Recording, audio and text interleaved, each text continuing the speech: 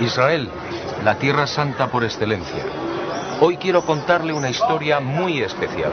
En realidad un puñado de pequeñas, grandes historias con un denominador común. Mi querido y admirado Jesús de Nazaret. Cabe la posibilidad de que algunas de estas historias no sean de su agrado, incluso que le escandalicen.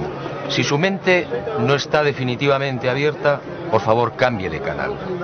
Por el contrario, si practica usted el saludable ejercicio de la duda, entonces sígame.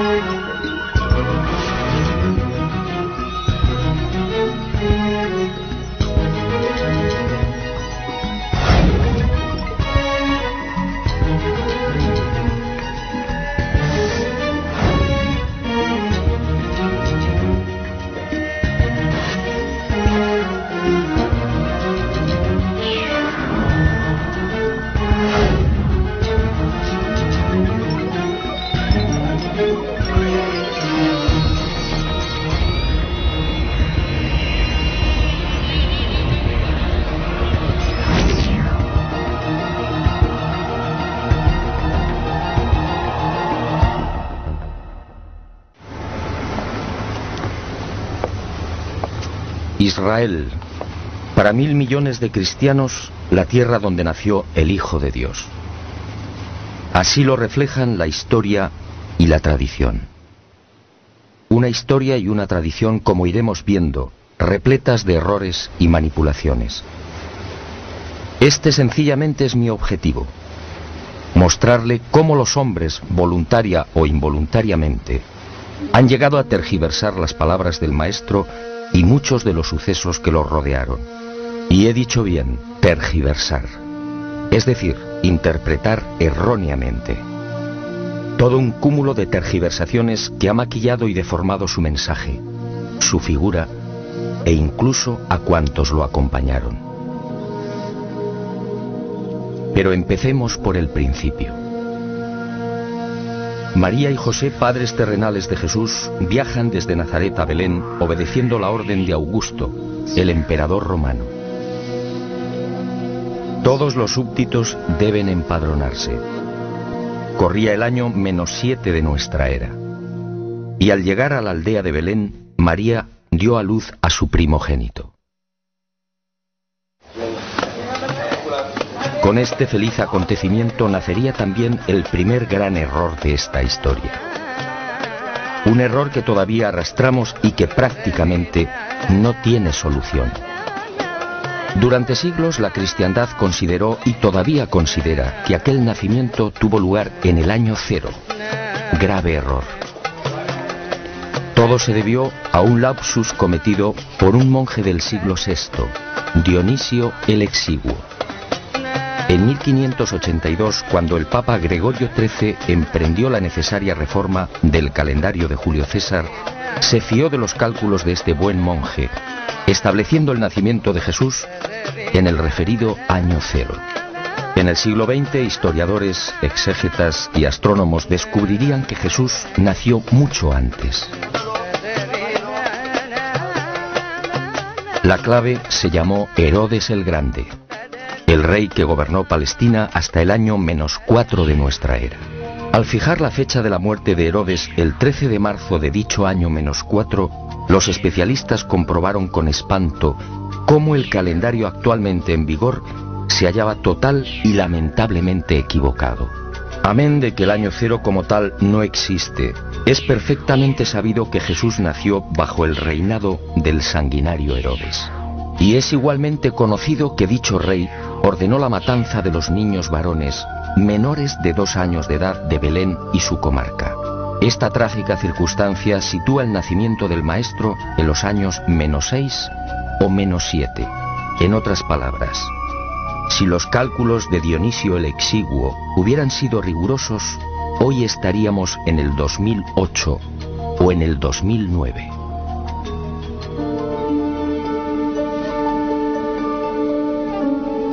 Segundo gran error, aunque la palabra correcta sería manipulación.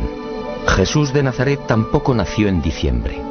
En esta ocasión, el invento procede del siglo IV o quizá del V. Cuando se investigan las condiciones meteorológicas de Belén, salta a la vista que entre noviembre y marzo resultan tan crudas que ningún pastor se arriesga a conducir sus rebaños por las colinas próximas. Las temperaturas pueden descender hasta 5 y 10 grados bajo cero. Pero hay más. En aquel tiempo, cuando José y María viajaron hasta Belén, este tipo de desplazamientos, a pie o con animales, se desarrollaba siempre en época seca, jamás en temporada de lluvias. José y María, por tanto, tuvieron que llegar a Belén entre mayo y octubre.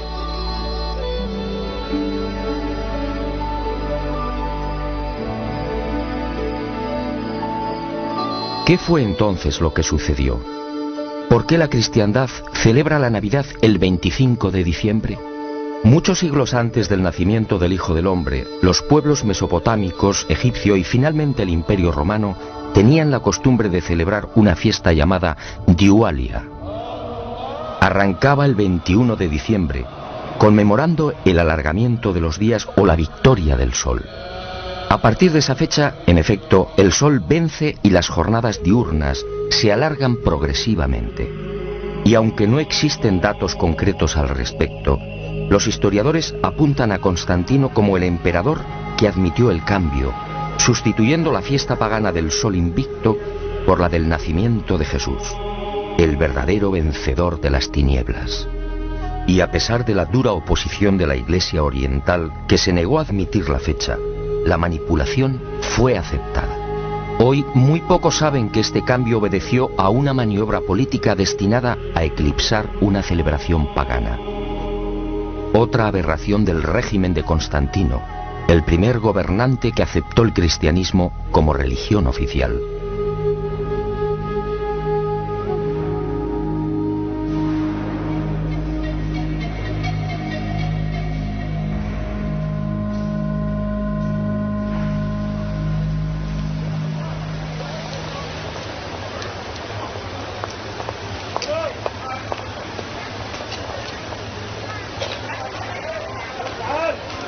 Y usted se preguntará, ¿cuándo deberíamos celebrar la Navidad? Hace años recibí una información privilegiada en la que se revela que Jesús de Nazaret nació a las 12 del mediodía de un 21 de agosto. Esa al parecer sería la fecha exacta. Un aniversario que obviamente celebramos muy pocos.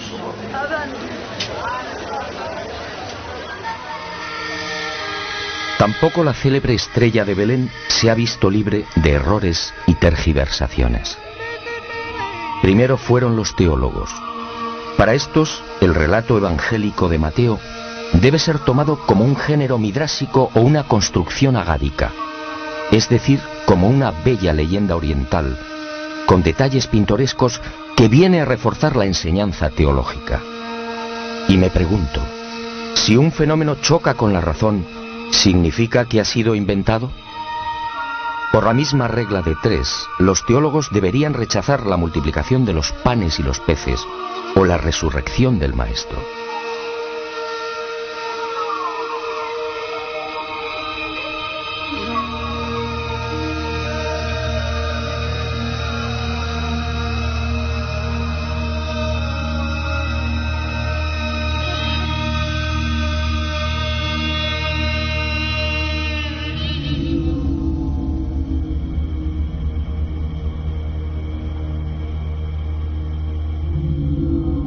Después, a la miopía de los teólogos se sumó la de los astrónomos. De un tiempo, basándose en las ideas de Orígenes, la estrella que condujo a los magos fue explicada con la hipótesis de un cometa.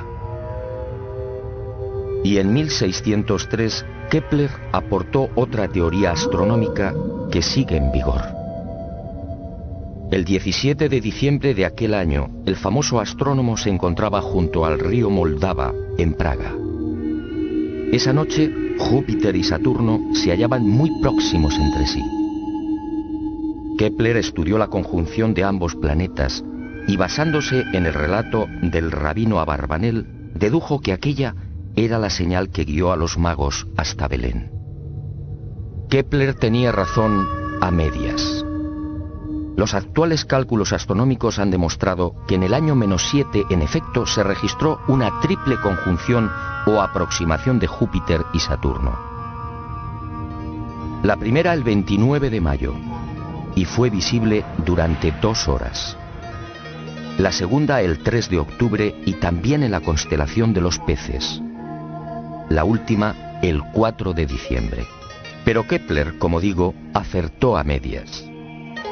Jesús efectivamente nació en el año -7 de nuestra era, pero en época seca, es decir, en verano.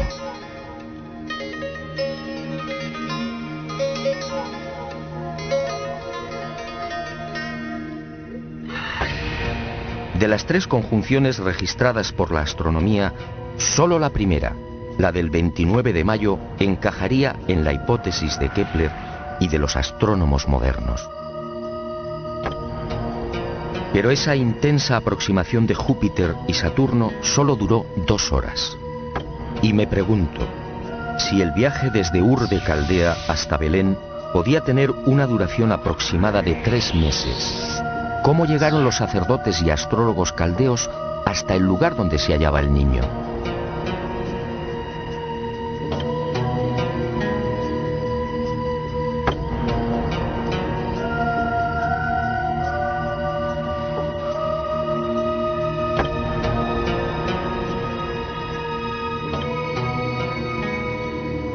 Las explicaciones que defienden los astrónomos, meteorito, cometa o conjunción planetaria, no resisten un análisis científico. En los 2 primeros supuestos, al ingresar en la atmósfera, cometa o meteorito se habrían desintegrado.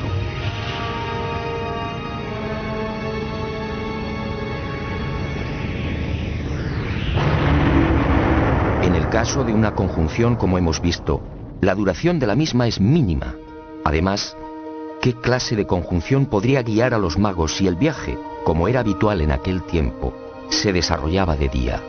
Por simple eliminación, si la estrella de Belén existió realmente, y estoy convencido de ello, solo pudo tratarse de un objeto brillante, capaz de guiar a una caravana a lo largo de 1300 kilómetros y, en consecuencia, tripulado inteligentemente. Como decía el maestro, quien tenga oídos, que oiga.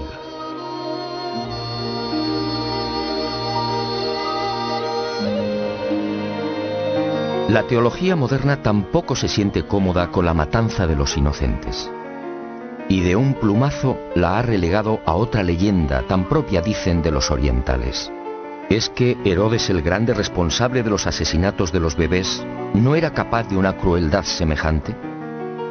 Echemos un vistazo al historial delictivo del odiado edomita, como lo llamaban los judíos. En el año 39 a.C. asedia Jerusalén y acuchilla a miles de hebreos. A partir del 37, también antes de Cristo, el gobierno de Herodes se convierte en una pesadilla. Ajusticia a 45 partidarios de Antígono y a decenas de ancianos del Consejo Supremo. Los recelos alcanzan incluso a su propia familia. En Jericó asesina a su cuñado Aristóbulo III, de 17 años de edad. Después acaba con la vida de Mariam, su esposa, y mata igualmente a su madre y a 2 de sus hijos.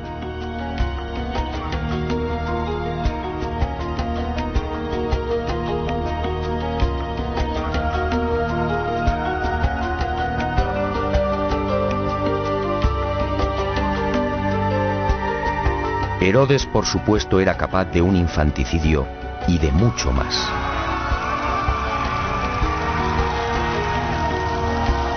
Según mis informaciones, en aquel mes de octubre del año -6, la sangrienta represalia de Herodes acabó con la vida de 16 niños de Belén. y José y María huyeron a tiempo, no por el aviso de un ángel al Padre terrenal de Jesús, sino sencillamente por una oportuna confidencia.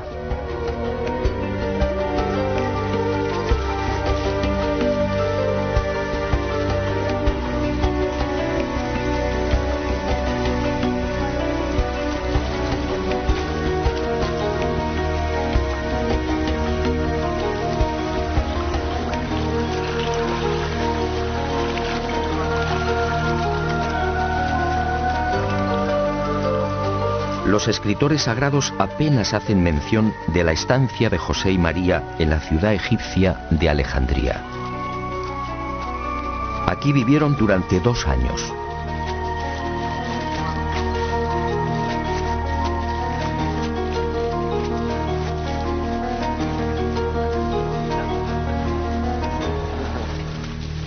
Y poco faltó para que la familia se quedara definitivamente en Egipto.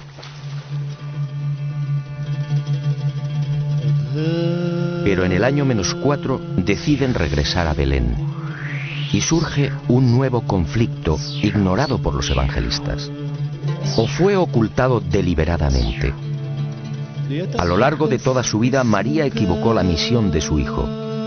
Para aquella mujer, Jesús no era otra cosa que el Mesías libertador, un líder político que debería liberar a su pueblo de la opresión romana. Y fuertemente influenciada por esta creencia, la madre del Galileo trató de fijar su residencia en Belén.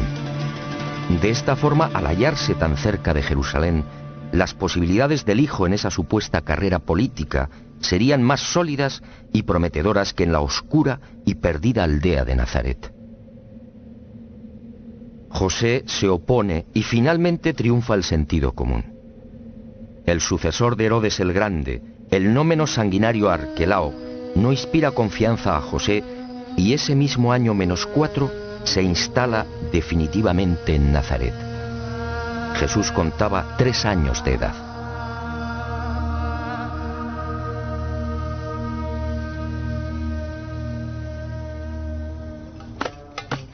Y la historia y la tradición vuelven a escamotearnos otra decisiva etapa en la vida terrenal de Jesús de Nazaret. La Iglesia define ese periodo como los años ocultos.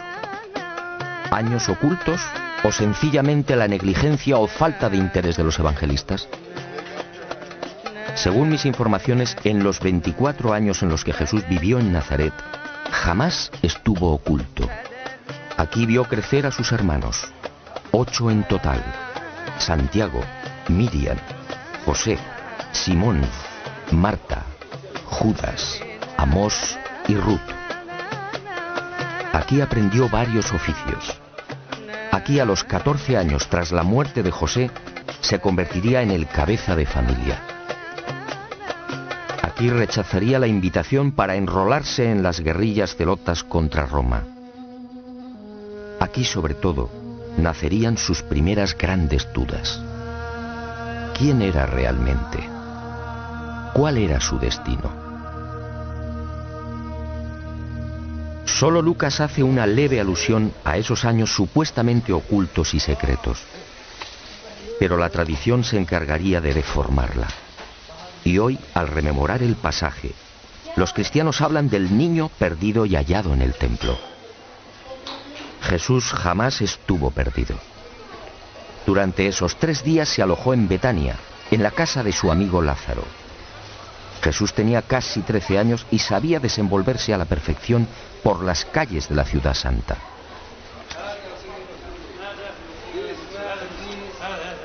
Y en este cúmulo de errores y despropósitos, algunos exégetas y teólogos van más allá y afirman que Jesús en realidad era analfabeto, y justifican la afirmación porque no dejó escritos. El infundio resulta patético. Está claro que Jesús sabía arameo galalaico, su lengua natal, y también hebreo bíblico. De lo contrario, no hubiera podido leer en las sinagogas. En aquel tiempo, además, la enseñanza era obligatoria para los varones a partir de los 5 años. Y se aprendía a leer justamente con las Sagradas Escrituras. Pero el maestro dominaba igualmente la koiné, el griego internacional utilizado por viajeros y comerciantes. Esa probablemente fue la lengua en la que conversó con Poncio Pilato. El que no dejara escritos de su puño y letra, al igual que tampoco dejó descendencia ni resto alguno de su cadáver, obedece a otra singular circunstancia. Una opción personal de Jesús que nos llevaría muy lejos y que quizá algún día me decida a contar.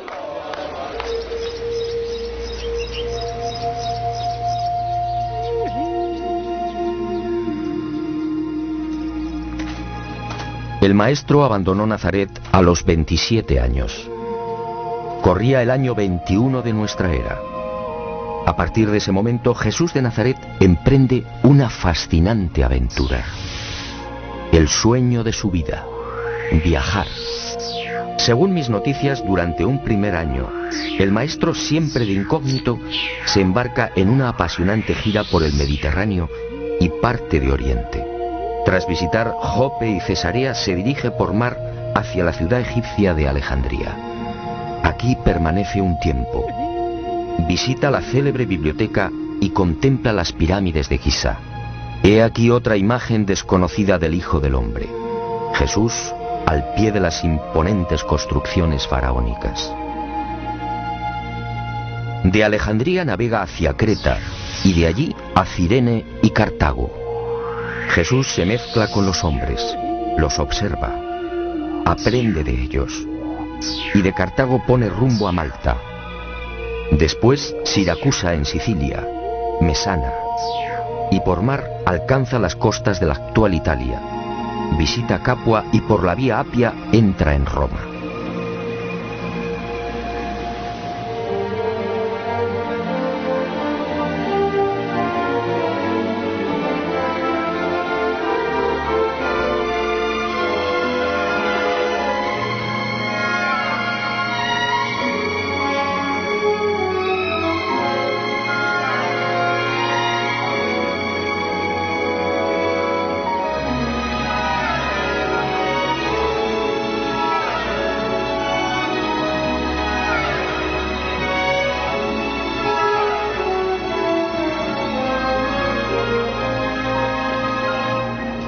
Nadie imagina hoy a Jesús de Nazaret caminando o sentado en las gradas de este formidable Coliseo romano. Sin embargo, así fue. Durante su estancia en la Roma del emperador Tiberio, el maestro disfrutó también de los juegos y de la belleza de la capital del imperio. Aquí escuchó a los más insignes filósofos de la época y siempre de incógnito adelantó parte de su mensaje. Un mensaje que causó sensación entre los romanos, pero nadie supo quién era aquel brillante orador. Años más tarde, cuando Pedro y Pablo arribaron a Roma, quedaron sorprendidos. Un nutrido grupo de romanos sabía ya del gran mensaje de igualdad que había predicado el maestro, pero la historia y la tradición jamás lo contaron.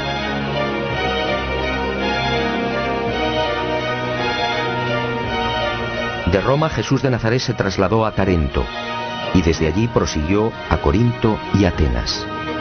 En la capital de la ciencia y el arte, el maestro siguió escuchando y observando e hizo una advertencia clave. La ciencia nunca podrá demostrar la existencia del alma. El intenso periplo continuó hacia Éfeso, Rodas y Chipre. Y la aventura del maestro por el Mediterráneo, el gran foco cultural y económico de aquel tiempo, cambió de rumbo. De Chipre navegó a la ciudad siria de Antioquía y desde aquí por tierra se adentró en el oriente. Visitó Sidón, Damasco, Ur de Caldea, Babilonia, Susa y Charax. Finalmente regresaría a Nazaret.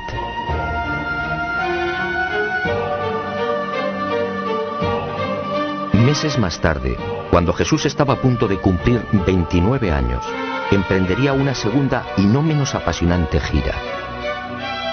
Un largo viaje que lo llevaría desde Jerusalén hasta el remoto lago Urmia y la región suroriental del actual mar Caspio. Un viaje en el que Jesús se mezcló con las razas orientales y en el que, igualmente de incógnito, observó y escuchó a sus criaturas. Otra de las grandes y misteriosas razones de su encarnación: conocer de cerca a los que él mismo había creado.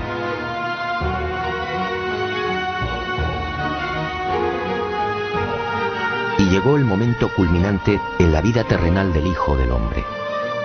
Verano del año 25 de nuestra era. Jesús sabe que su hora está próxima y se retira en solitario a la falda del Hermón, la montaña sagrada. Y aquí, en la soledad de los bosques, Jesús de Nazaret recupera algo que era suyo: la divinidad. En un proceso incomprensible para la mente humana, el Maestro hace suya la naturaleza divina, y a partir de ese instante se transforma en un hombre Dios. Sus viejas dudas e incertidumbres desaparecen. Ahora definitivamente sabe quién es.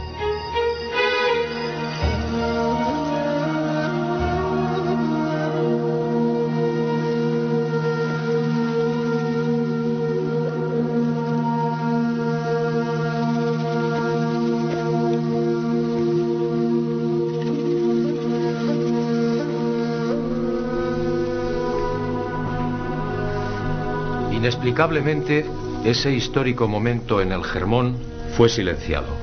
Ninguno de los evangelistas acertó a explicar en qué lugar y en qué instante se produjo el fascinante suceso del reencuentro del Hijo del Hombre con su naturaleza divina.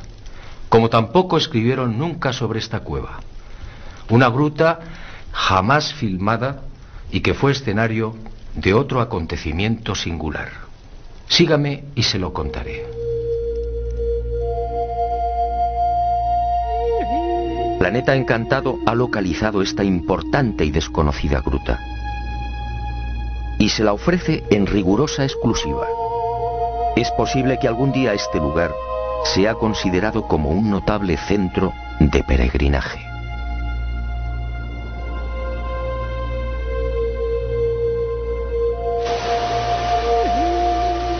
Ocurrió el 14 de enero del año 26. El hombre Dios caminó hasta el río Jordán en las cercanías de la ciudad de Pela, al norte de la actual Jordania.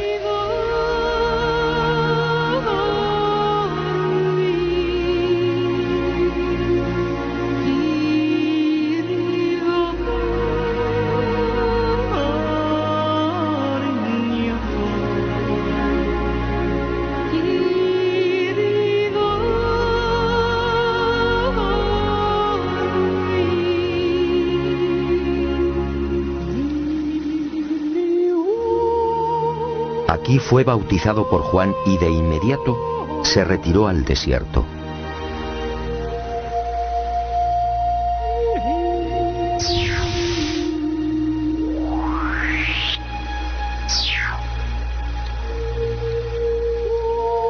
Y durante 40 días, dicen los evangelistas, ayunó y permaneció en soledad.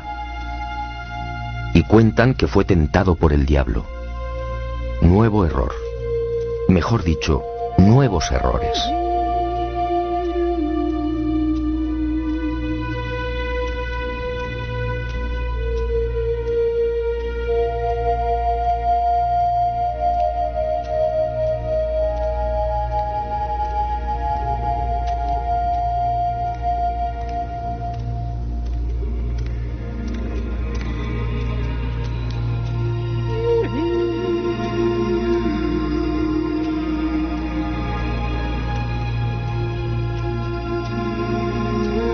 Jesús se retiró hacia el este, sí, pero no al desierto.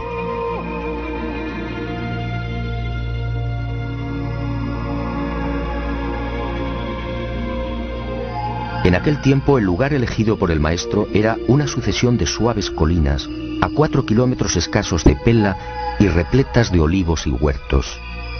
Y tampoco ayunó. Esos 40 días transcurrieron en las cercanías de una aldea Bet-Itz, hoy desaparecida. El Maestro convivió con sencillos beduinos. Desde la cueva que le sirvió de refugio, se alejaba cada día hasta la soledad de los olivares.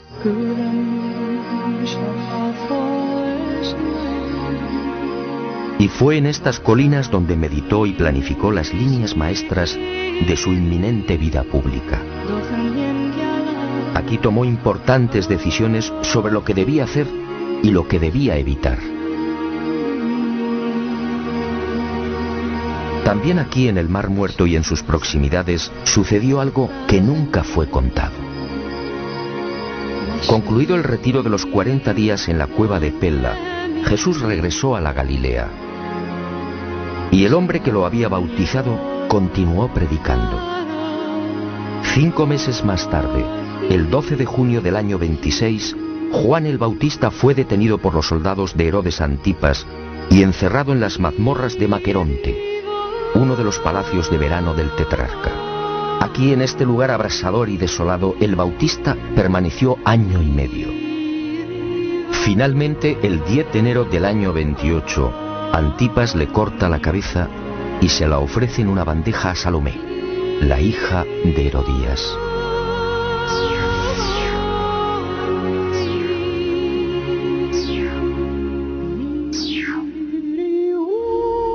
Hasta aquí la historia conocida. Pero en ese 1 año y medio, mientras el primo lejano de Jesús se consumía en los sótanos de Maqueronte, ocurrió algo que los evangelistas prefirieron ignorar. Es un hecho que Juan el Bautista alcanzó un notable eco entre los judíos. Muy pronto se vio rodeado de un grupo de fieles discípulos, y entre estos, un personaje que pasaría a la historia años después: Judas Iscariote. Y durante el tiempo de prisión, los discípulos del Bautista acudieron en varias oportunidades a las orillas del mar de Tiberíades, solicitando a Jesús que intercediera por su primo. Uno de esos hombres fue Judas, pero el maestro no movió un dedo en favor del Bautista. Y surgieron conflictos entre los primeros discípulos del Galileo y los seguidores de Juan.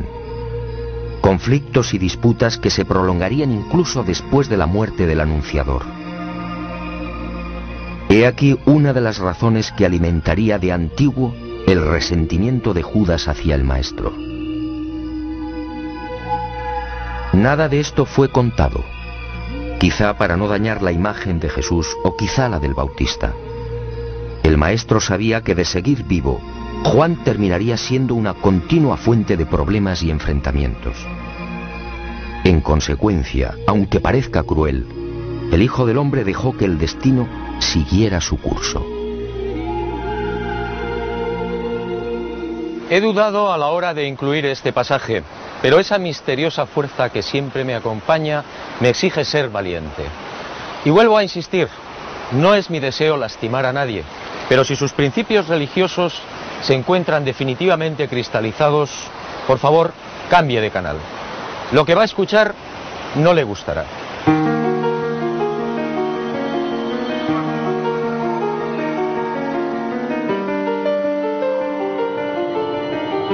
Fue aquí, en este hermoso lugar, donde el evangelista sitúa la supuesta fundación de la Iglesia. Y he dicho bien, supuesta. Mateo dice: Y yo a mi vez te digo que tú eres Pedro, y sobre esta piedra edificaré mi iglesia, y las puertas del infierno no prevalecerán contra ella. A ti te daré las llaves del reino de los cielos, y lo que ates en la tierra quedará atado en los cielos, y lo que desates en la tierra quedará desatado en los cielos. Extraño, sí. ¿Fundó Jesús una iglesia? De haber sido así, millones de seres humanos habrían quedado al margen de su mensaje y de la esperanza. No, este no era el estilo ni el pensamiento del Hijo del Hombre. Las palabras del Maestro en este lugar fueron otras. No se dirigió a Pedro, sino a los 12, y dijo: Yo os declaro que sobre vuestros corazones edificaré la hermandad espiritual del reino de los cielos, y sobre esta roca espiritual levantaré el templo de las realidades eternas del reino de mi Padre. Ninguna fuerza prevalecerá contra esta fraternidad espiritual.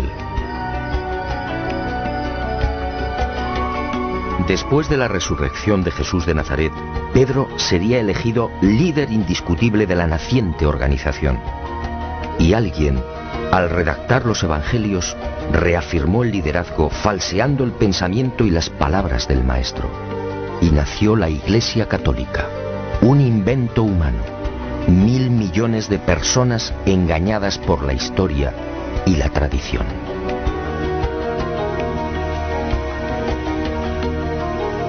Y las manipulaciones prosiguieron sin el menor rubor, algunas incluso atentando contra la transparente personalidad del Hijo del Hombre. ¿Quién en su sano juicio puede imaginar a Jesús de Nazaret levantando un látigo contra los cambistas del atrio de los gentiles en el templo de Jerusalén? Solo un necio o alguien que no hubiera conocido al Maestro podría dibujar una escena semejante. Aquel lunes 3 de abril del año 30, el Galileo se hallaba en el templo, sí, pero los hechos fueron muy diferentes. Jesús predicaba a la multitud y fue interrumpido en varias oportunidades por las discusiones y peleas entre cambistas y clientes.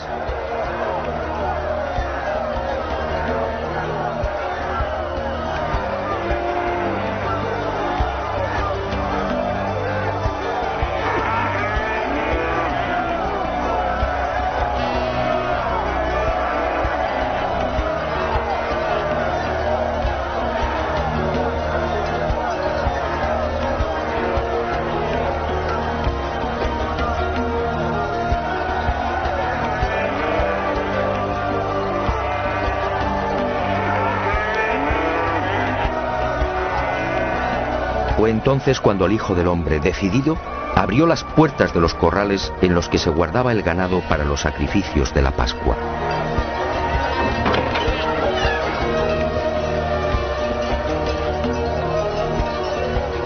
Y fueron bueyes, ovejas y carneros los que, azuzados por Jesús, derribaron las mesas provocando el caos. Un desastre, por cierto, aplaudido por buena parte del pueblo judío, que no veía con buenos ojos aquel injurioso comercio en la casa de Dios.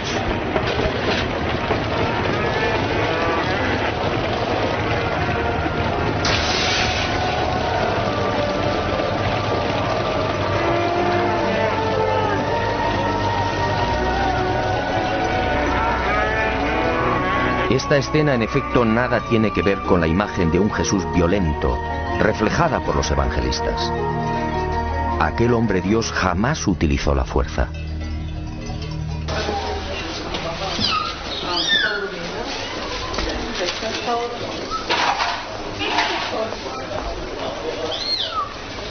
Los errores y tergiversaciones de la historia y de la tradición salpicaron también la pasión y muerte del Nazareno. Escenas como estas son habituales en las calles de la vieja Jerusalén. Los peregrinos, sin embargo, no saben que la Vía Dolorosa es otro invento humano. Jesús, camino del Calvario, no cruzó la ciudad. La presencia junto al Hijo del Hombre de dos celotas o terroristas, mal llamados ladrones, obligó a los romanos a desviar la comitiva. Y por seguridad, evitaron las concurridas callejuelas de la ciudad santa, alcanzando el Gólgota por el norte y a campo a través.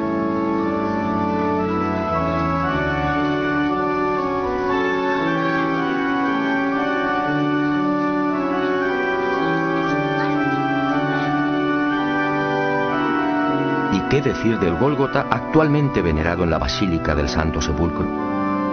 Cualquier especialista medianamente informado sabe que este lugar no fue el de la crucifixión. La tradición, una vez más, no fue rigurosa. El nuevo invento arranca en el año 328. Santa Elena, madre del emperador Constantino, encuentra 3 cruces en este paraje. Y la mujer deduce que se trata del Calvario.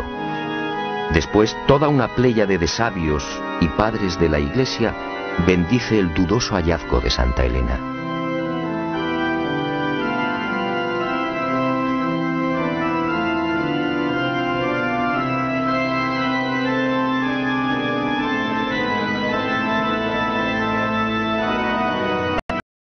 Dudoso sí por 3 importantes razones. En primer lugar, porque el Hijo del Hombre y los celotas no cargaron las cruces completas.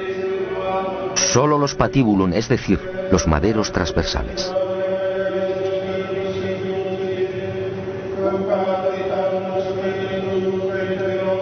Santa Elena no lo sabía. No podía saberlo porque este detalle fue confirmado por los científicos en el siglo XX. En segundo lugar, porque en aquel año 30, fecha de la muerte del maestro, el Gólgota se hallaba fuera de las murallas de la ciudad santa y al norte. Si observamos un mapa de aquel tiempo, es fácil comprobar que la actual ubicación del Calvario resulta totalmente artificial. De acuerdo a las bien intencionadas pero erróneas directrices de Santa Elena, la basílica que encierra el Gólgota y el Santo Sepulcro fue levantada a casi 1 kilómetro del punto exacto donde fue crucificado el Galileo.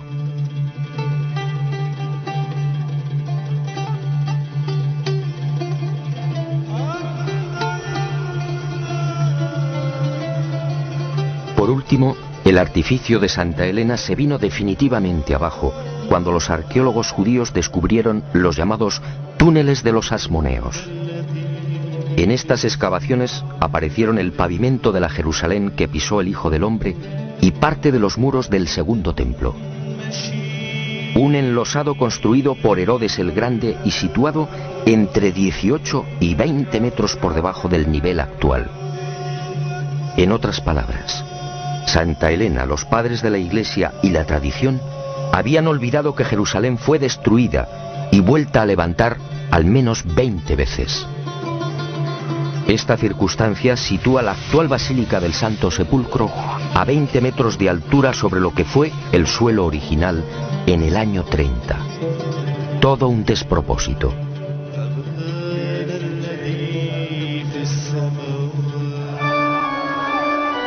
Pero todo esto en realidad poco importa. Los más que supuestos santos lugares de Israel se han convertido en una mina de oro.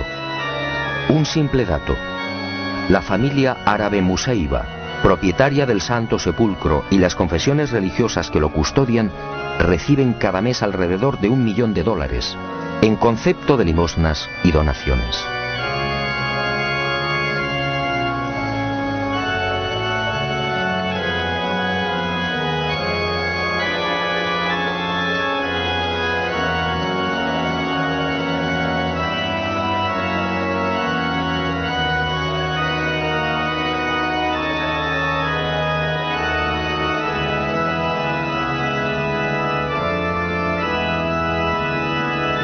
A esta vergonzosa e interminable sucesión de errores y manipulaciones hay que sumar por último los lamentables silencios de los evangelistas respecto al Jesús resucitado.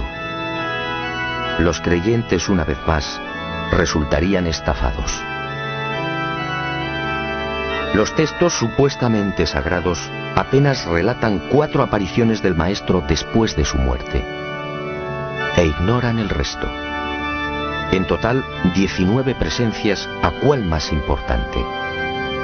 Y la silencian sencillamente porque las palabras del resucitado no encajaban ni resultaban cómodas en la filosofía y en el rumbo de la primitiva y naciente Iglesia. Veamos 2 ejemplos muy ilustrativos.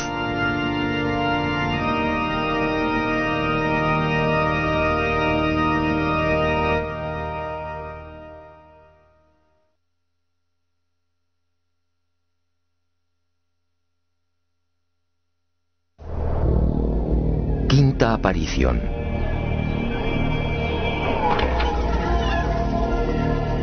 El Maestro se presenta ante María Magdalena y otras 24 mujeres.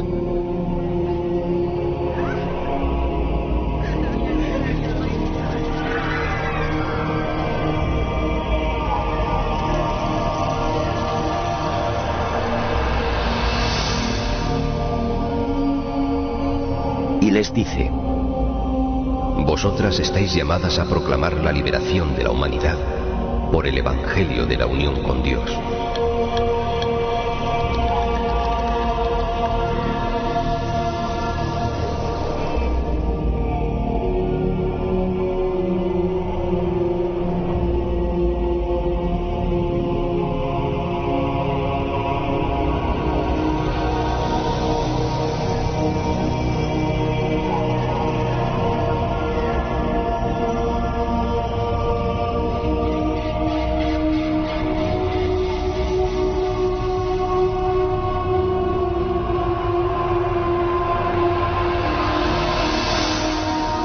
Mujeres proclamando la buena nueva. Mujeres al mismo nivel que los hombres. Pedro y el resto, inmersos en una sociedad machista en la que la mujer quedaba relegada a un segundo plano, no podían aceptarlo. Y el suceso fue censurado.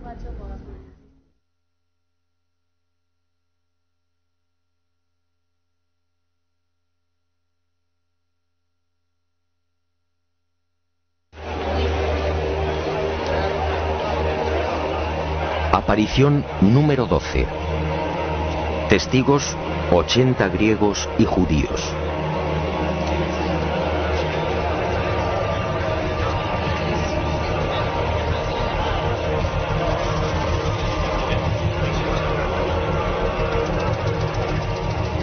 El resucitado se presenta ante ellos y dice: El Padre me ha enviado para establecer algo que no es propiedad de ninguna raza, nación, ni tampoco de ningún grupo especial de educadores o predicadores. El Evangelio del Reino pertenece a judíos y gentiles, a ricos y pobres, a hombres libres y esclavos, a mujeres y varones, e incluso a los niños.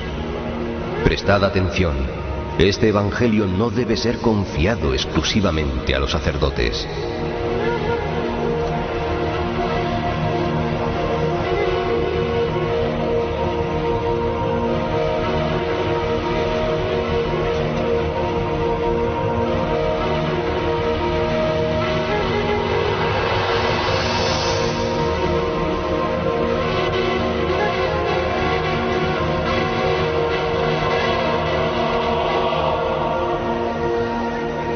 Sobra todo comentario.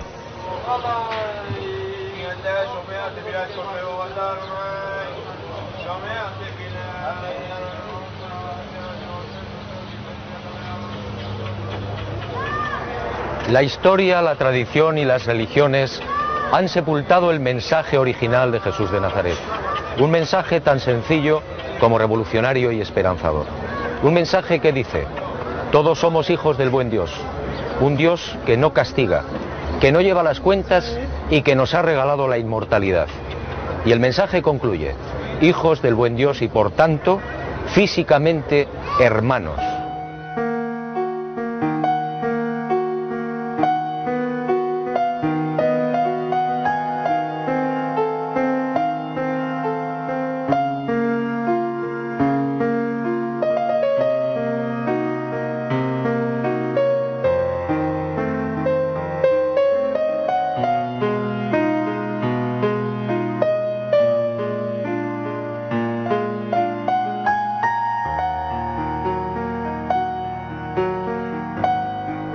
Y llegará el día en que este planeta encantado será un mundo apacible y luminoso.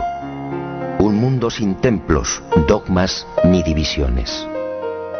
Un mundo con una sola religión, la del espíritu.